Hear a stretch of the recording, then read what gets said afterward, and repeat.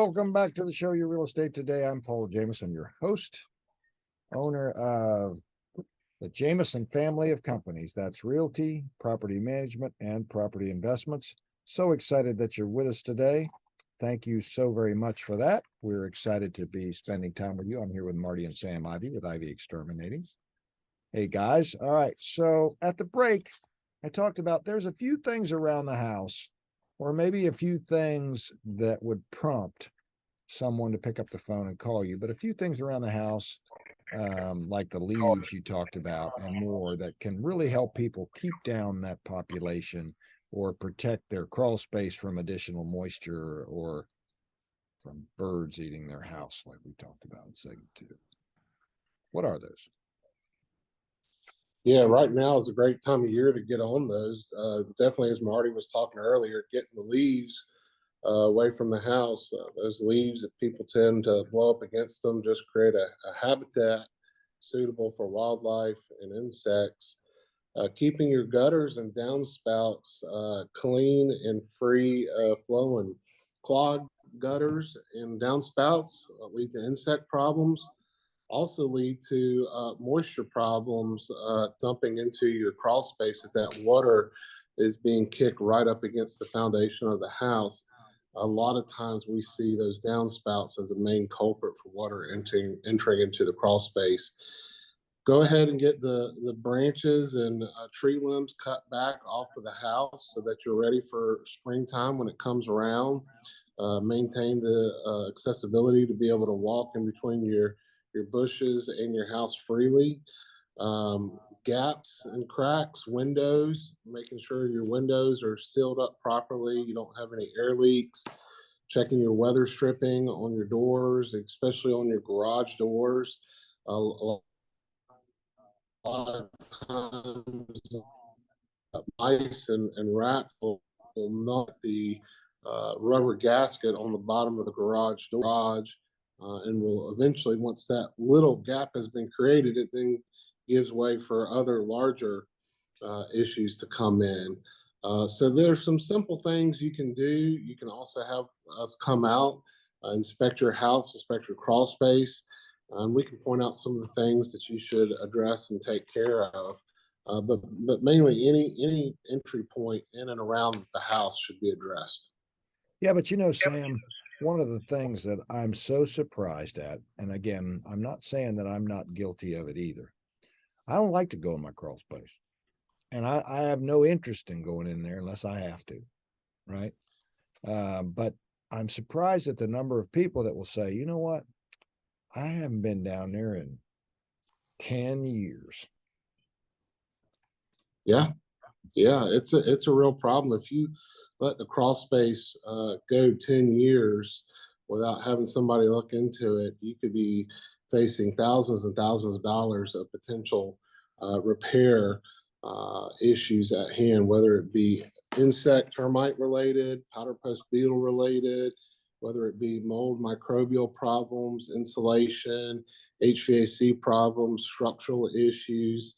And the state recommends to have the house looked at every 12 to 16 months. So you really want to have somebody looking at it at least on an annual basis so that you have an understanding and getting ahead, especially if you're considering trying to put your house on the market to sell.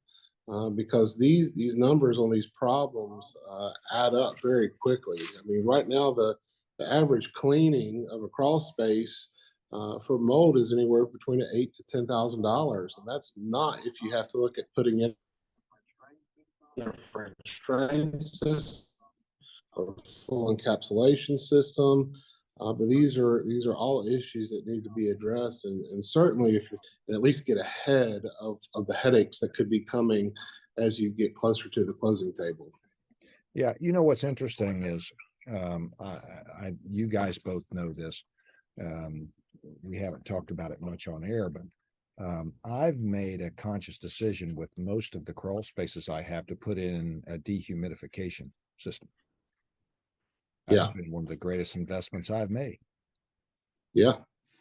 And when you've turned those units over, Paul, you've had very little repercussions from issues that's crawl space related. I mean, if you really think about it, I mean, I mean, you deal in a lot of real estate and yourself on a personal basis, and I'm amazed at how that has paid you a lot of dividends, It has.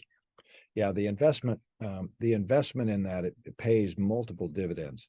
You know, all you need is one incident with floor cupping, and you not only have an issue in your crawl space, now you got an issue inside the house. Right. Yeah. And people are breathing that stuff. And so it just has made such a dramatic change in the quality of the air that people breathe. You told me once, Marty or Sam, what's the percentage of air that comes from the crawl space into the house? I can't remember. Yeah. That's a minimum bunch. of 40%. Minimum 40% of the air that you breathe inside the house is coming from the crawl space. And houses now that are being built are no longer open air crawl spaces. They're all closed crawl spaces. Yeah, or helical piers or whatever. Not helical piers. They're just less helical slab or something like that. So much less issues with a closed crawl space than there is an open air crawl space. Yeah.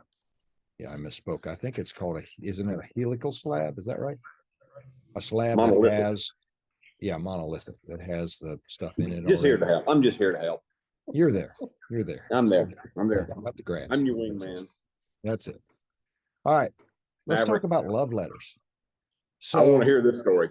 In the 2021 market, love letters were the dominant thing, where if you had 10 offers, you had love letters coming out of your ears around people trying to tell you not only how much they loved the house and the attributes of it, but they also told you, personal things about themselves, their children, how they wanted to raise them, how much they appreciated you and saw that you were a veteran and they were a veteran too. And any way that they could connect to you emotionally, AKA a love letter, to try to get you to pick their offer. Now, in many cases, does that work? Yeah, it does. But what's the problem with it? The problem with it is this. They found that it created what was called discrimination, where people were discriminately picking people that were associated more like them or emotionally like them versus an equal opportunity for everyone to purchase the home. So the state of Oregon and many others said, you know what? We're going to outlaw these things. You are not allowed to write a love letter. Now, the National Association of Realtors and, of course, our local association also frowns upon the use of the love letter. So off it went. Oregon said, and many other states, nay, nay, nay. Well, a brokerage in Oregon said, you can't do that. So they challenged that ruling. Well, sound familiar? It got overruled under the First Amendment rights for people to express themselves in a love letter. Now, herein lies the problem. There's a fine line between expressing your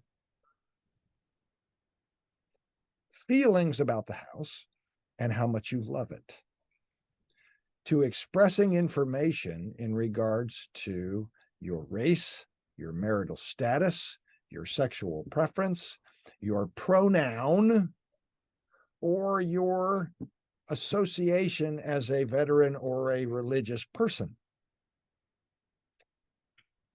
So it's still tricky.